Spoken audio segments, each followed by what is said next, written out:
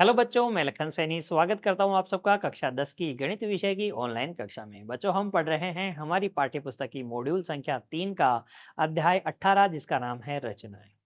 आज इसके भाग 12 में बच्चों हम सीखेंगे इस अध्याय की रचना संख्या 13। आपको हमेशा की तरह अपनी नोटबुक, अपना ज्योमेट्री बॉक्स और अपनी पेन पेंसिल बच्चों अपने साथ में रखना है।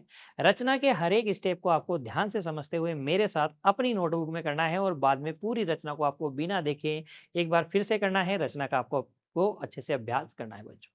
आइए शुरू करते हैं आज की कक्षा। सबसे पहले देखते हैं कि रचना संख्या 13 है क्या। देखिए बच्चों, रचना संख्या 13 में हमें एक वृत्त के बाहर दिए गए बिंदु से वृत्त की स्पर्श रेखा खींचना है। तो ये रचना सीखने के लिए बच्चों हम एक उदाहरण ले लेते हैं। देखिए, उदाहरण के लिए माना सी एक दिया गया वृत्त है जिसका केंद्र बच्चों ओ है। केंद्र मान लीजिए ओ है।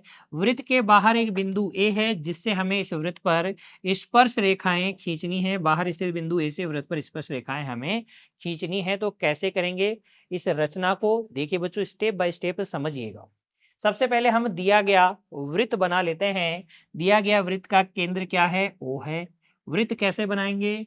चलिए प्रकार ले लीजिए बच्चों, प्रकार ले लीजिए। प्रकार की सहायता से आप वृत्त बना लेंगे और स्केल की सहायता से आप क्या कर लेंगे? स्पर्श रेखाएं खींच लेंगे। तो आप स्केल ले लेंगे और प्रकार ले लेंगे। सबसे पहले हम दिया गया वृत्त बना लेते हैं। कितनी भी त्रिज्या का आप वृत्त बना सकते हो बच्चों। यहाँ मैं 2.8 सेंटीमीटर त्रिज्या का ये वृत्त बना रहा हूँ। ठीक है। अब हमें क्या करना है? ये वृत्त आपके पास है, इसका नाम है वृत्त सी। ठीक है। इस वृत्त सी के बाहर स्थित एक बिंदु है ए और इस बिंदु ए से हमें क्या करना है? स्पर्श रेखाओं की रचना करनी है। बिंदु ए से हमें स्पर्श रेखाओं की रचना करनी है। चलिए बाहर को स्थित कोई बिंदु ए ले लेते हैं और फिर बच्चों इस बिंदु ए से हमें क्या करनी है? स्पर्श रेखाओं की रचना करनी है। यह है बिंदु ए। ठीक है।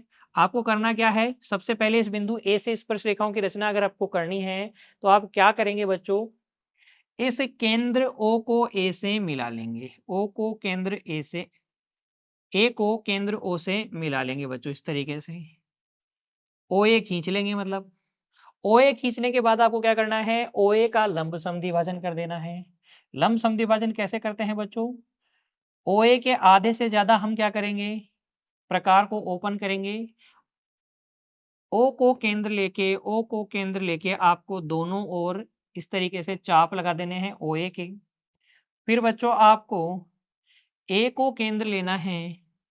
ए को केंद्र लेना है और ए को केंद्र लेने के पश्चात आप क्या करेंगे? ओए के दोनों ओर चाप काटेंगे। जो पहले काटे गए चाप्स को, पहले काटे हुए चापों को कहीं ना कहीं इंटरसेक्ट करेगा। इन दोनों बिंदुओं को आप मिला दीजिए। इन दोनों बिंदुओं को आप मिला दीजिए तो आपके पास क्या आ जाएगा? लंब समद्विभाजक आ जाएगा। मान लीजिए कि ये लंब समद्विभाजक ओए को कहाँ काट रहा है? ये लंब समद्विभाजक ओए को काट रहा है बिंदु आर पे। ये बिंदु आर को केंद्र लेके आपको क्या करना है?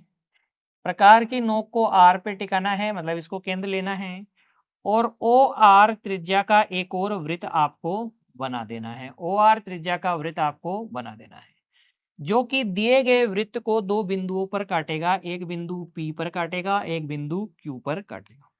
अब आपको क्या करना है? ए को पी से और ए को क्यू से मिलाकर, ए को पी से और ए को क्यू से मिलाकर क्या कर देनी है? स्पर्श रेखाओं की रचना कर देनी है। ठीक है। इस तरीके से आप स्पर्श रेखा ए पी और बच्चों स्पर्श रेखा ए क्यू खींच सकते हैं बड़ी ही आसानी से। ये दो स्पर्श रेखाएं हो जाएंगी इस वृत्त की, ए पी और ए क्यू। ए पी और ए क्यू दो क्या हो जाएंगी? स्पर्श रेखाएं हो जाएंगी। तो इस रचना में भी आपको कोई दिक्कत नहीं होनी चाहिए केंद्र दिया गया है, वृत्त दिया गया है जिसका केंद्र भी आपको पता है, केंद्र को बाह्य बिंदु से मिलाएँगे। इस रेखाखंड ओए का लमसम द्विभाजन कर देंगे, लमसम द्विभाजक बिंदु आर आ जाएगा, मध्य बिंदु ओए का आर आ जाएगा। आर को केंद्र लेके ओए त्रिज्या का एक वृत्त खींचेंगे, जो दिए गए बिंदु को पी और क्यू पर काट रहा है।